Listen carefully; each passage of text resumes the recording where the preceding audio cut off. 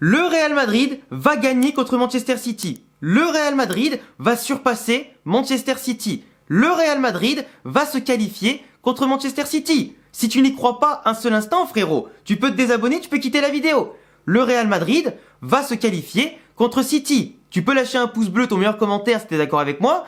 Mais le Real Madrid est bien le seul club au monde qui peut regarder City dans le blanc des yeux, dans le bleu des yeux, si tu veux faire le jeu de mots avec leur couleur de maillot, mais on peut les battre. Et c'est même pas on peut, c'est qu'on va les battre. J'ai aucun doute là-dessus. Le Real Madrid, aujourd'hui, avec un effectif aussi jeune soit-il, peuvent surmonter des montagnes. Un club qui, sans numéro 9 de référence, avec des ligaments croisés dès le début de saison, sans gardien titulaire de classe mondiale ni rien, a surmonté les obstacles. Avec un club qui n'a pas renforcé l'équipe à certains postes clés qui manquaient notamment suite aux blessures, malgré les bricolages, etc., le Real Madrid peut surmonter City. Et pour moi, je vais vous dire un truc. Le véritable exploit dans le football, et notamment en Ligue des Champions, c'est pas de sortir Manchester City, le champion sortant, qui a été impressionnant l'an dernier, qui est peut-être sur le papier un des plus gros effectifs au monde, et peut-être la meilleure équipe du monde en termes de jeu, etc.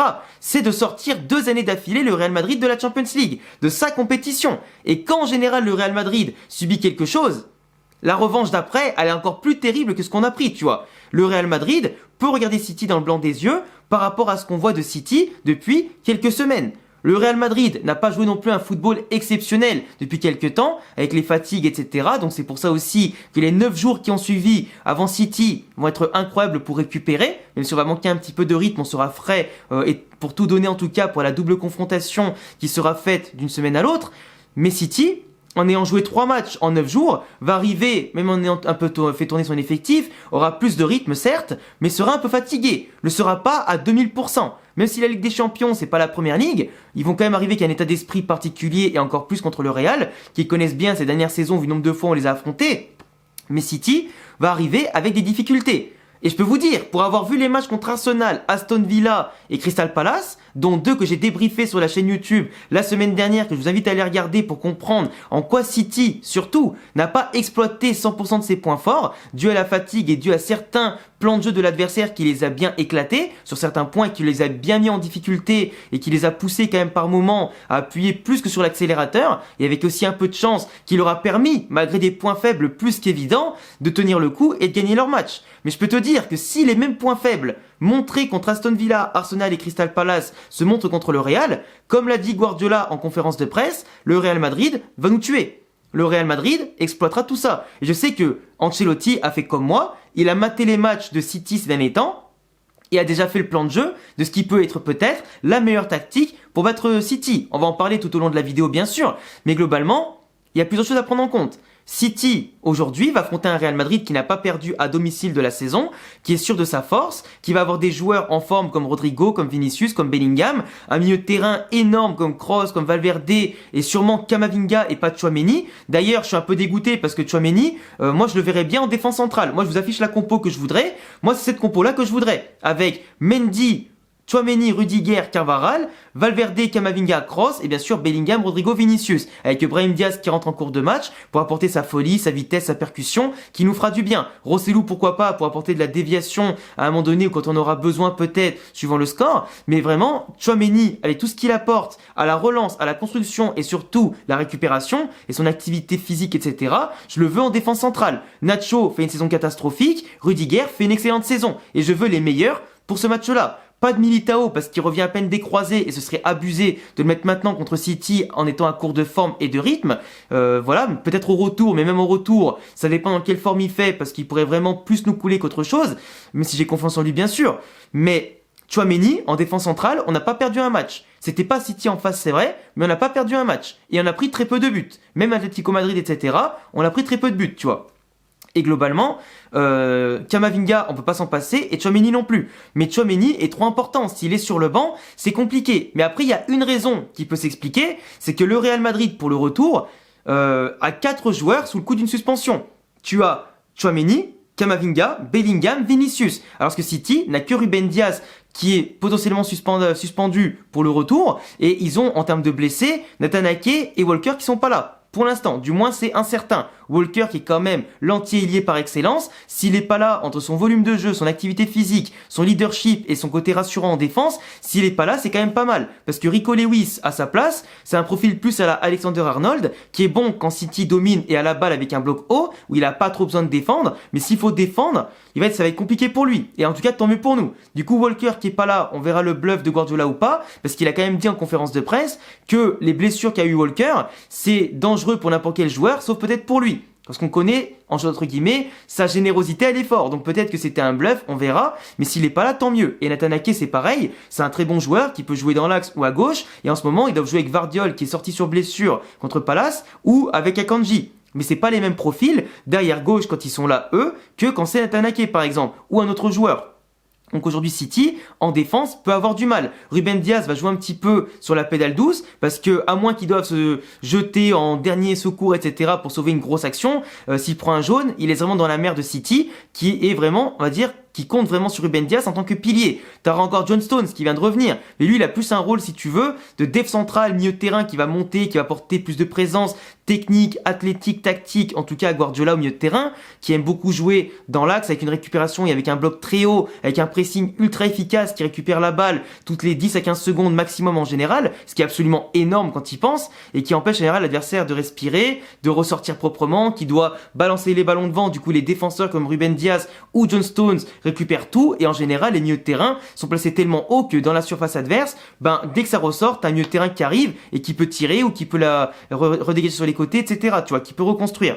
Mais en tout cas, le Real Madrid va, avec Tchouaméni et Camavinga, avoir deux joueurs qui jouent à des postes clés, donc au numéro 6 par exemple, au milieu de terrain, mais qui vont être très exposés. Donc s'ils sont exposés aux profils comme les Foden, Bernardo, comme aussi Kevin De Bruyne, Rodri, etc., qui vont sûrement forcer pas mal de fautes, et si l'arbitre il a la main lourde avec les jaunes, malheureusement tu perds Kama et Tchouaméni pour le match retour. Donc vaut mieux peut-être, comme le fait Ancelotti, en mettre un plutôt que les deux, et aviser en cours de match si par exemple 70e minute le Real Madrid se débrouille bien, tu sors Camavinga s'il a pas pris un jaune et tu fais rentrer Tchouaméni en espérant qu'ils prennent pas de jaune en 20 minutes, comme ça t'as les deux pour match retour, et en espérant que Vinicius et Bellingham ne disent rien, et surtout Vinicius n'ouvre pas sa bouche peu importe le contexte, comme ça au moins on est tranquille, et après sera remis à jour les cartons jaunes en demi-finale. Mais globalement, prendre le risque de perdre et Kama et Tchouaméni le même match, c'est se tirer plus qu'une balle dans le pied, c'est même 2 ou 4 balles dans le pied à eux deux, tu vois. C'est compliqué. Donc la prise de risque dans la composition, elle est normale. Parce que les clés du match pour le Real Madrid, ce sera de faire comme l'ont fait 4 équipes cette saison. Newcastle en Carabao Cup contre Manchester City, Arsenal, Wolverhampton et aussi, Aston Villa en Première Ligue. Les 4 équipes qui ont battu City cette saison, on l'ont fait avec à peu près le même système. Une équipe qui joue plus ou moins bloc bas, mais qui assure des transitions intéressantes, qui sont efficaces et qui ne lâche rien, avec une solidarité de tous les instants.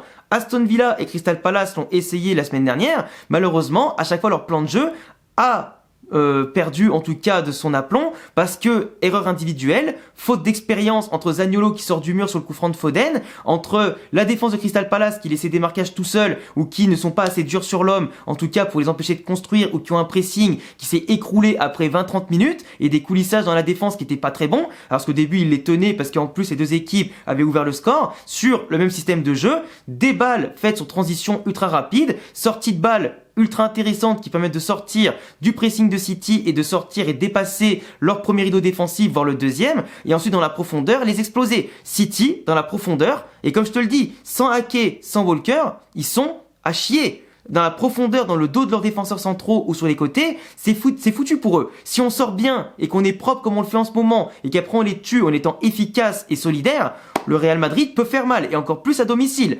Vinicius, Rodrigo, à eux deux, s'ils sont dans un grand jour, avec Bellingham, on peut exploser City. Et après, on peut plier l'affaire pour le retour. Mais vraiment, même si rien n'est joué avant le coup de sifflet final du match retour, le Real Madrid, avec son plan de jeu, ses capacités à la relance, la construction, l'abnégation, la solidarité, peut le faire. Parce que les clés du match, c'est bien sûr de faire souffrir City autant qu'ils nous font souffrir, de verrouiller les couloirs et surtout d'apporter ce contre tactique à l'axe qui sera surchargé par City et son milieu de terrain dantesque et leur technique, où ils vont plutôt replier dans l'axe plutôt qu'écarter, sur les Doku, sur les Grealish par exemple, ou les Foden, qui vont permuter en permanence, apporter du mouvement, donc forcément, il faudrait être attentif à la perte de balle, attentif au moindre espace qui va s'ouvrir, attentif au moindre rebond, moindre contre-ballon qui peut arriver, bloquer De Bruyne et l'isoler de Rodri, parce que Rodri et De Bruyne, c'est eux les deux plaques tournantes de City, tu les bloques eux et tu libères l'espace entre les lignes, tu peux avoir un caviar monumental, surtout sur la qualité de passe que l'on peut posséder avec les Kroos, les Tchouaméni, les Kama, etc.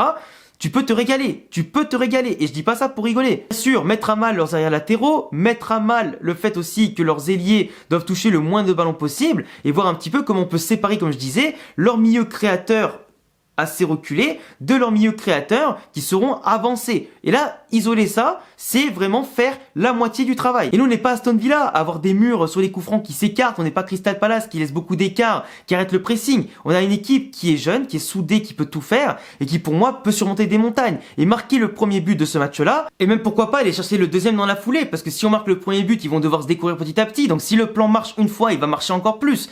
Et globalement, Guardiola a très peur de la vitesse du Real Madrid. Il a très peur de notre exécution, de notre rapidité en transition, et globalement, c'est nos points forts contre leurs points faibles, et je pense qu'aujourd'hui, le Real Madrid a les capacités d'être l'anti-Manchester City, comme peut l'être Liverpool à la sortie de balle, quand ils exploitent la vitesse de Luis Diaz, la vitesse de Mohamed Salah, comme ils l'ont fait en tout cas contre City à de nombreuses reprises ces dernières saisons, quand il y avait Mané, etc., tu vois. Et le Real Madrid peut s'en inspirer. Et aujourd'hui, je pense que Guardiola n'est pas extrêmement serein par rapport à la forme physique aussi de son équipe, qui va peiner, je pense, à répéter les efforts, mais même s'ils ont plus de rythme que nous, en termes d'intensité, ils peuvent baisser très rapidement. Donc si globalement, sachant qu'ils ont du mal à rentrer en ce moment dans leur match dès la première mi-temps, si on exploite dès les premières mi-temps, les premières minutes, leurs faiblesses, leur manque de concentration, leur manque d'assiduité et leur manque, j'allais dire, simplement de constructivité, le Real peut faire mal. Et en général, le Real Madrid, vous le savez, est meilleur en deuxième mi-temps qu'en première. Donc réussir une entame de match parfaite, c'est s'assurer sur le long terme du match un Real Madrid qui peut exploser City plus le match avance, avec une fraîcheur physique, un deuxième espoir, un deuxième souffle, avec des remplaçants qui peuvent faire la différence, et surtout un jeu du Real Madrid qui s'exprime de plus en plus en général quand tu arrives entre mars, avril et mai, et surtout dans les deuxièmes mi-temps. Alors après oui, ils ont des Foden, des Kevin De Bruyne qui en une passe, un geste, un dribble, un tir de loin, peuvent te faire mal, on les connaît déjà. Erling Haaland en ce moment il marque pas beaucoup, mais on sait très bien que c'est un joueur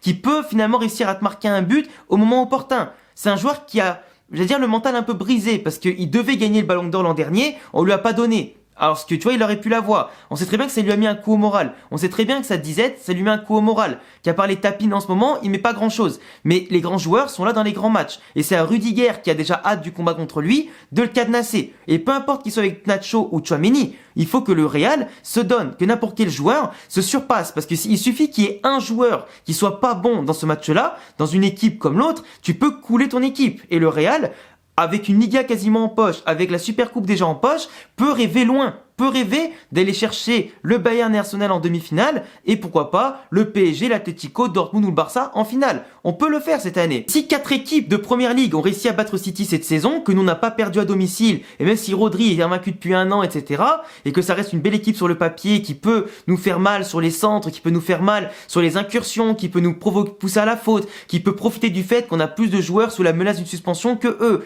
qu'on a des blessés, et eux aussi, tu vois, globalement, le Real Madrid doit, à l'expérience ou malgré la folie de sa jeunesse, doit y aller, ne doit pas avoir peur, doit mettre l'impact. Il faut leur montrer à domicile que c'est chez nous, qu'on doit être présent. Et si on les fait douter, on peut les battre, et on peut plus que les battre en fait, on peut les massacrer, je te le dis, et pas en tant que supporter du Real Madrid, je te le dis en tant que fan de foot, qui a vu que City a des points faibles, c'est pas une équipe qui est infranchissable, parce que aucune équipe est imbattable et infranchissable, et s'il y a bien une équipe qui peut le faire aujourd'hui, c'est le Real Madrid, aller comme retour. J'espère que ma composition sera choisi, même si je pense que, comme je te l'ai dit, par rapport au fait que Tchouaméni peut être suspendu comme Camavinga, ça va partir sur Tchouaméni, je pense, qui va être laissé au repos d'abord, et qui rentrera après plus tard, suivant la physionomie du match, quand il n'y aura plus le choix éventuellement.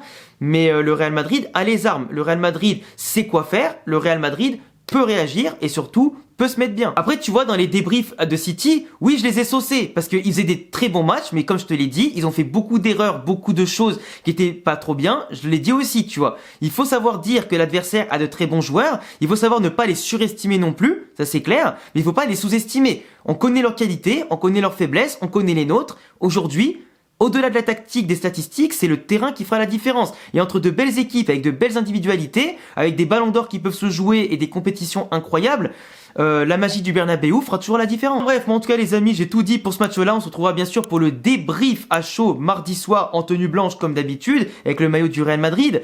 Je vous laisserai me dire en commentaire ce que vous en pensez. Moi je verrais bien quand même une victoire 2-0 ou peut-être 3-1 pour le Real Madrid. Je vais viser peut-être c'est quoi le 3-1 du Real Madrid à domicile. On verra bien avec des buts de Vinicius, Bellingham et allez c'est quoi Rodrigo, tu vois pour le triplé, pour la triplette de devant.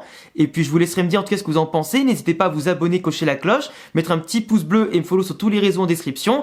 Et à bientôt les gars pour de prochaines vidéos. Ciao.